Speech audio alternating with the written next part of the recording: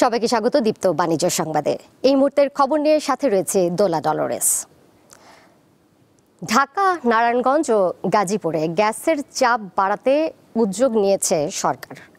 এই জন্য ২,৭৮১ কিলোমিটার দীর্ঘ গ্যাসের পুরানো পাইপলাইন প্রতিস্থাপন করা হবে। এই কাজে প্রাথমিকভাবে ব্যয় ধরা হয়েছে ৮,০৭৯ কোটি টাকা। তিতাস গ্যাস কর্তৃপক্ষের আশা, প্রকল্প বাস্তবায়ন হলে লাইনে গ্যাসের চাপ প্রায় ৪ গুণ পর্যন্ত বাড়বে। গ্যাস সংকট এবং সরবরাহ নিয়ে ২ পর্বের ধারাবাহিকের প্রথমটি থাকছে আজ। মোটামুটি বিশাল এক কর্মযজ্ঞ শুরু করতে যাচ্ছে Titas gas transmission and distribution PLC. প্রকল্পটির লক্ষ্য হল লিকেজ বন্ধ করে গ্যাসের অপচয় রোধ এবং দুর্ঘটনা হ্রাস। বাস্তবায়নের জন্য ২০২৬ সালের জুলাই থেকে ২০৩০ সালের ডিসেম্বর পর্যন্ত সময়কাল নির্ধারণ করা হয়েছে। এর মধ্যে ২,৭৮১ কিলোমিটার দীর্ঘ পাইপলাইন প্রতিস্থাপন করা হবে। কেরানীগঞ্জ সহ ঢাকার ২ সিটি কর্পোরেশন, নারায়ণগঞ্জ সিটি ও গাজীপুর সদর উপজেলা এলাকা প্রকল্পের আওতাভুক্ত। ৮,০৬৯ কোটি টাকার এই প্রকল্প নিয়ে বেশ আশাবাদী তিতাস।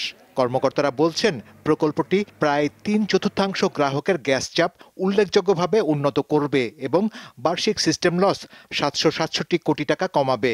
পাইপলাইন যে ক্ষতিগ্রস্ত বা মেয়াদ উত্তীর্ণ পাইপলাইনের পরিবর্তনের সাথে সাথে ওই পাইপলাইন উচ্চ ব্যাস বিশিষ্ট পাইপলাইনও স্থাপন করব, যেন এই গ্যাসের যে প্রয়োজনীয় যে চাহিদাটা গ্রাহকের প্রয়োজন সেটা যেন এটা পূরণ করতে পারে।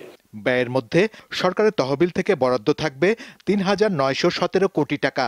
তিতাস গ্যাসের নিজস্ব তহবিল থেকে ব্যয় হবে ৮২১ কোটি টাকা এবং বাকি ৩,৩৩১ কোটি টাকা নিউ ডেভেলপমেন্ট ব্যাংক থেকে ঋণ নেওয়া হবে। বিদ্যমান গ্যাস নেটওয়ার্কের অবনতির কারণে প্রকল্পটি অপরিহার্য বলে মনে করছেন অর্থনীতিবিদরা। গ্যাস পাইপ সম্প্রসারণের যে কাজটা, এটা টোটালি ডিপেন্ড করতেছে আমাদের কতটুকু দক্ষভাবে বাস্তবায়ন করা হচ্ছে এবং গভর্নমেন্টের তহবিলটা কিভাবে ডিস্ট্রিবিউশন এবং মানব সম্পদকে আমরা ব্যবহার করতেছি। দীর্ঘ ৫ দশকেরও বেশি সময় ধরে নগর সম্প্রসারণের ফলে চাহিদা মূল পাইপলাইনের ধারণ ক্ষমতার চেয়ে অনেক বেশি বেড়েছে, যার ফলে পিক আওয়ারে নিম্নচাপ দেখা দিয়েছে। তাই বিশেষজ্ঞরা মনে করছেন প্রকল্পটি বাস্তবায়ন জরুরি হয়ে পড়েছে। ২৫-৩০ বছরের বেশি একটা পাইপলাইন মাটির তলে থাকলে সেটা নিয়মিতভাবে পরীক্ষা নিরীক্ষা করতে হয় এবং তার ইন্টিগ্রিটি চেক করতে হয় নিয়মিতভাবে। ইনফ্যাক্ট তার আগেও অনেক সময় অনেক পাইপলাইন ক্ষয়ে যায় এবং সেখান থেকে লিকেজ হয়। সো মাটির তলে অনেক পাইপলাইনে লিকেজও হচ্ছে, বিভিন্ন জয়েন্টে লিকেজ হচ্ছে এবং যে কোনো সময় বড় ধরনের দুর্ঘটনা ঘটতে পারে বিভিন্ন জায়গায়। আমরা কিছু কিছু ক্ষেত্রে দেখেছি দুর্ঘটনা ঘটেছে। তো সেই প্রেক্ষিতে আমি মনে করি এটা অত্যন্ত জরুরি। তিতাস বর্তমানে অন্তত ১৩,১৯৭ কিলোমিটার দীর্ঘ ভূগর্ভস্থ পাইপলাইন নেটওয়ার্ক পরিচালনা করছে। নগরবাসীর বেড়ে চলা চাহিদার প্রেক্ষিতে তিতাস গ্যাসের সঞ্চালন ব্যবস্থার সংস্কারকরণ প্রকল্পকে স্বাগত জানিয়েছেন সবাই। তবে বিশাল আকারের এই প্রকল্প বাস্তবায়নের ক্ষেত্রে প্রকল্পের সম্ভাব্য ঝুঁকি ও চ্যালেঞ্জ মোকাবেলায় প্রকল্প বাস্তবায়নকারী সংস্থাকে আরও সতর্ক থাকার পরামর্শ দিয়েছেন বিশেষজ্ঞরা। শাহরিয়ার ইমন, দীপ্ত সংবাদ, ঢাকা। ক্ষমতাচ্যুত আওয়ামী লীগের মেয়াদে অনিয়ম ও দুর্নীতির কারণে সমস্যায় পড়া ৫টি ইসলামী ধারার ব্যাংক একীভুক্ত করার উদ্যোগ নিয়েছে বাংলাদেশ ব্যাংক। সেই উদ্যোগে সম্মতি দিয়েছে সরকার। এই ৫ ব্যাংক একীভূত করে একটি ইসলামী ধারার ব্যাংক গঠন করা হবে। সেটির জন্য প্রাথমিকভাবে ২০,২০০ কোটি টাকা মূলধন যোগান দেবে সরকার। নতুন এই ব্যাংকের মূলধন হবে ৩৫,২০০ কোটি টাকা, যা দেশের সবচেয়ে বড় ব্যাংক হিসেবে প্রতিষ্ঠা পাবে। একীভূত হতে যাওয়া ৫ ব্যাংক হল ফার্স্ট সিকিউরিটি ইসলামী ব্যাংক, ইউনিয়ন ব্যাংক, গ্লোবাল ইসলামী ব্যাংক, সোশ্যাল ইসলামী ব্যাংক ও এক্সিম ব্যাংক। এই ৫ ব্যাংকের মধ্যে ৪টি ছিল আওয়ামী লীগ সরকারের ঘনিষ্ঠ হিসেবে পরিচিত ও ব্যাপক সমালোচিত ব্যক্তি এস আলমের মালিকানায়। আর এক্সিম ব্যাংকের চেয়ারম্যান নজরুল ইসলাম মজুমদারও ছিলেন ক্ষমতাচ্যুত প্রধানমন্ত্রী শেখ হাসিনার ঘনিষ্ঠ। ৫ ব্যাংকের একীভূতকরণ কার্যক্রমটি ১ থেকে ১.৫ মাসের মধ্যে শেষ করতে চায় সরকার। এজন্য সময়ভিত্তিক কর্মকৌশল চূড়ান্ত করতে একটি ওয়ার্কিং কমিটি গঠন করা হয়েছে। রোববার অর্থ মন্ত্রণালয়ে ব্যাংক একীভূত করা নিয়ে আয়োজিত সভায় এসব আলোচনা ও সিদ্ধান্ত হয়। নতুন ব্যাংকটির সম্ভাব্য নাম হতে পারে ইউনাইটেড ইসলামী ব্যাংক।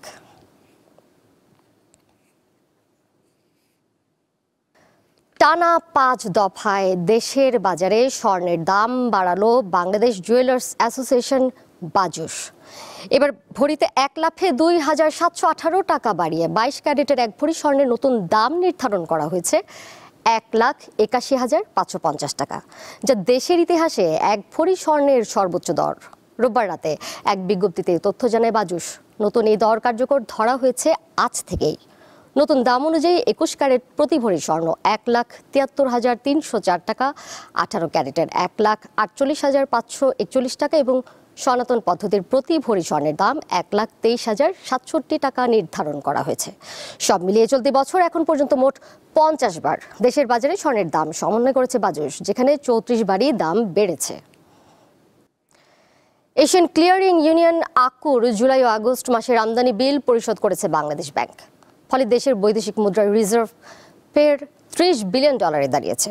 রোববার $1.5 বিলিয়ন সমপরিমাণ অর্থ আকুকে পরিশোধ করার পর দেশের বৈদেশিক মুদ্রার রিজার্ভ কমে দাঁড়িয়েছে $30.30 বিলিয়ন মার্কিন ডলারে। মূলত জুলাই আগস্ট মাসে বিভিন্ন দেশের সঙ্গে আমদানি লেনদেন বাবদ গৃহীত পণ্যের অর্থ পরিশোধে এই বিল দেওয়া হয়। আকুর সদস্য দেশগুলোর মধ্যে লেনদেনের জন্য 2 মাস পরপর এই ধরনের বিল পরিশোধ করতে হয়। কেন্দ্রীয় ব্যাংক বলছে, সাম্প্রতিক সময়ে রেমিটেন্স প্রবাহ, রপ্তানি আয় বাড়ায় রিজার্ভ স্থিতিশীল রয়েছে।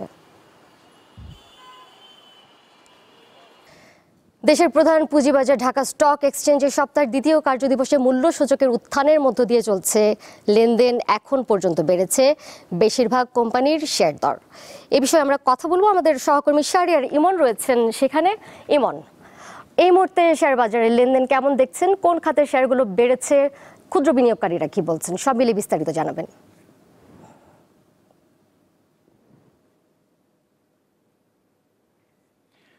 হ্যাঁ দোলা, আজ দেশের প্রধান পুঁজিবাজার ঢাকা স্টক এক্সচেঞ্জে রয়েছে। আজকের সপ্তাহে দ্বিতীয় কার্যদিবসের লেনদেন চলছে। সকাল থেকে আমরা দেখছি সূচকের অব্যাহত ওঠানামার মধ্যে দিয়ে লেনদেন চলছে দেশের প্রধান পুঁজিবাজার ঢাকা স্টক এক্সচেঞ্জে। আমরা ঢাকা স্টক এক্সচেঞ্জে দেখছি এখানকার প্রধান সূচক DSEX সূচক সকালে আপনার ওঠানামার পর এখন আমরা এই মুহূর্তে দেখছি 23 পয়েন্ট বেড়ে মোট সূচক অবস্থান করছে 5,659 পয়েন্টে।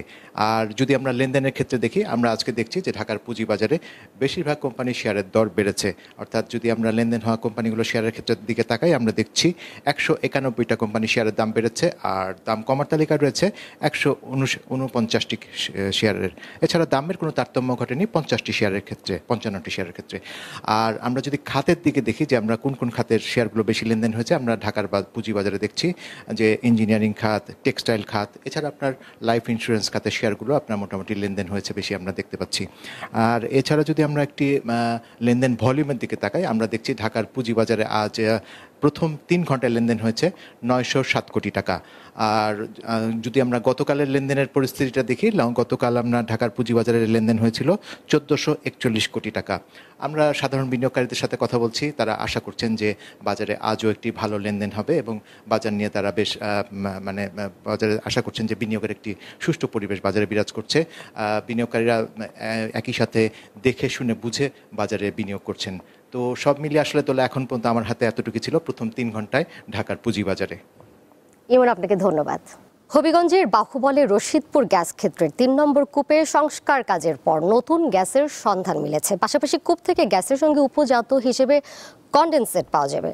Sylhet gas fields limited SGFL জানায়, কূপটি থেকে আগামী 10 বছরে 25.55 মিলিয়ন ঘনফুট গ্যাস পাওয়া যেতে পারে, যার আনুমানিক বাজার মূল্য 4,700 কোটি টাকা।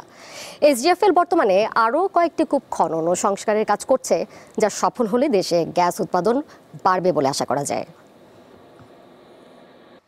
হবিগঞ্জের বাহুবলে রশিদপুর কূপে নতুন গ্যাসের প্রবাহের খবর সংগ্রহ করছেন সহকর্মী আকলাস আহমেদ প্রিয়। তার কাছ থেকে জানবো সামগ্রিক বিষয়। হবিগঞ্জের রশিদপুর গ্যাস ফিল্ডের পুরাতন কূপ থেকে নতুন গ্যাসের সন্ধান মিলেছে। দৈনিক 8 থেকে 10 মিলিয়ন ঘনফুট গ্যাস জাতীয় গ্রিডে সংযুক্ত করা হবে বলে ধারণা করছে পেট্রোবাংলা। রাষ্ট্রীয় প্রতিষ্ঠান বাফেক্স দীর্ঘ 3 মাস কাজ করে সফল হয়েছে। আমি এখন আছি যে হবিগঞ্জের রশিদপুরের গ্যাস ফিল্ড এলাকায়।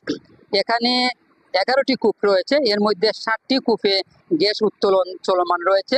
গেল বছরের ফেব্রুয়ারিতে জাতীয় গ্রিডে গ্যাস সরবরাহ চালু করা হয়। গত 5 সেপ্টেম্বর সংস্কার কাজের সময় প্রাকৃতিক গ্যাসের প্রবাহ নিশ্চিত হয়েছে। কর্তৃপক্ষ জানিয়েছে, কূপের সংস্কার কাজে প্রায় 73 কোটি টাকা খরচ হয়েছে। আর কূপটি থেকে প্রাপ্ত 25.55 বিলিয়ন ঘনফুট গ্যাসের দাম 4,700 কোটি টাকা। পাশাপাশি গ্যাসের উপজাত কন্ডেনসেট পাওয়া যাবে। সিলেট গ্যাস ফিল্ড লিমিটেডের আওতাধীন গ্যাস ফিল্ডগুলোতে ব্যাপক উন্নয়ন কর্মসূচি গ্রহণ করা হয়েছে। রশিদপুর 3-এর পাশাপাশি কৈলাসটিলা 1 ও বিয়ানীবাজার 2 কূপের সংস্কার কাজ চলমান রয়েছে।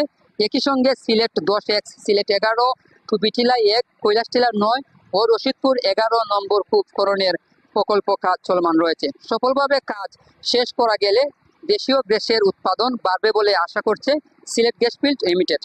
দৈনিক 8 থেকে 10 মিলিয়ন ঘনফুট গ্যাস প্রাপ্তির খবর খুবই আশাবাদী হিসেবে গণ্য করা হচ্ছে। সবচেয়ে সুবিধা হচ্ছে পাইপলাইন ও প্রসেস প্লান্ট বিদ্যমান রয়েছে। এখানে গ্যাস উত্তোলন ও সরবরাহের ক্ষেত্রে অন্য কোনো জটিলতা নাই। সেদিক থেকে হবিগঞ্জে গ্যাস সরবরাহ করার নাই অনেকটা খুশির সুখবর বলে মনে করছে কর্তৃপক্ষ। এই ছিল হবিগঞ্জের বাহুবলের গ্যাস ফিল্ড থেকে আমার কাছে সর্বশেষ তথ্য। বাণিজ্য সুবিধা আদায়ে এখনও শক্ত অবস্থানে নেই বাংলাদেশ। অধিকার আদায়ের জন্য দক্ষ জনবল তৈরি ও প্রাতিষ্ঠানিক সক্ষমতা বাড়ানো প্রয়োজন বলে জানিয়েছেন বাণিজ্য উপদেষ্টা শেখ বশিরউদ্দিন। এক্ষেত্রে বাংলাদেশকে সহায়তা দিতে চায় যুক্তরাজ্য। রোববার ঢাকায় বাণিজ্য সমঝোতা ও জাতীয় সক্ষমতা বৃদ্ধি বিষয়ক সেমিনারে এসব কথা বলা হয়। আর 1 বছর পরই উন্নয়নশীল দেশের কাতারে উত্তীর্ণ হবে বাংলাদেশ। এরপর বিভিন্ন দেশের শুল্কমুক্ত এবং অগ্রাধিকার বাণিজ্য সুবিধা কমে আসবে। এরপরও বিভিন্ন দেশের সাথে পারস্পরিক সমঝোতায় বাণিজ্য সুবিধা নেওয়ার সুযোগ থাকবে। তবে ভূ রাজনীতি এবং ঘন ঘন বাণিজ্যিক পরিবেশ পরিবর্তনে এটি বাংলাদেশের জন্য জটিল হয়ে উঠতে পারে। বাণিজ্য উপদেষ্টা বলেন, বর্তমানে বাংলাদেশের নিজস্ব পণ্য কম, বাজারও সীমিত। এমন বাস্তবতায় অন্য দেশ থেকে আলোচনা করে সুবিধা আদায় করা কঠিন। The government of Bangladesh through the Ministry of Commerce remains steadfast in its commitment. বর্তমানে বাংলাদেশের নিজস্ব পণ্যের সংখ্যা কম, আমাদের বাজারও সীমিত। এই অবস্থায় অন্য দেশ থেকে আলাপ আলোচনা করে বাণিজ্য সুবিধা আদায় করা বাংলাদেশের জন্য অনেকটা কষ্টের বিষয় হয়ে দাঁড়ায়। Best practices and platforms for knowledge exchange. সেমিনারে ব্রিটিশ হাইকমিশনার বলেন, আলোচনার টেবিলে বসে নিজের পক্ষে সুবিধা আদায় করতে পারে প্রয়োজন দক্ষ জনশক্তি, যা তৈরি করতে বাংলাদেশের সরকারি কর্মকর্তাদের প্রশিক্ষণ দিতে প্রস্তুত যুক্তরাজ্য। আলোচনায় বসে নিজের ব্যবসা বাণিজ্য নিয়ে সুবিধা করতে চাইলে সমঝোতার দক্ষতা দরকার। এর জন্য দরকার দক্ষ জনশক্তি। দক্ষতা তৈরিতে আমরা কর্মকর্তাদের প্রশিক্ষণ দিতে পারি। প্রধান উপদেষ্টার বিশেষ দূত লুৎফে সিদ্দিকী জানান, দ্বিপাক্ষিক আলোচনায় অনেক শর্ত থাকে, এগুলো পূরণে নিজেদের প্রস্তুত থাকা দরকার, যা বাংলাদেশের নেই। দ্বিপাক্ষিক ব্যবসা বাণিজ্য নিয়ে আলোচনায় অনেক ধরনের শর্ত থাকে। এসব আলাপ আলোচনার জন্য নিজেদের প্রস্তুত থাকা দরকার, যা আমাদের অনেক ক্ষেত্রেই থাকে না। বক্তারা জানান, দক্ষ জনবল তৈরির পর তারা যেন অন্যত্র চলে না যায় সেদিকেও খেয়াল রাখতে হবে। শাহরিয়ার ইমন, দীপ্ত সংবাদ, ঢাকা। আর এই ছিল বাণিজ্য সংবাদে।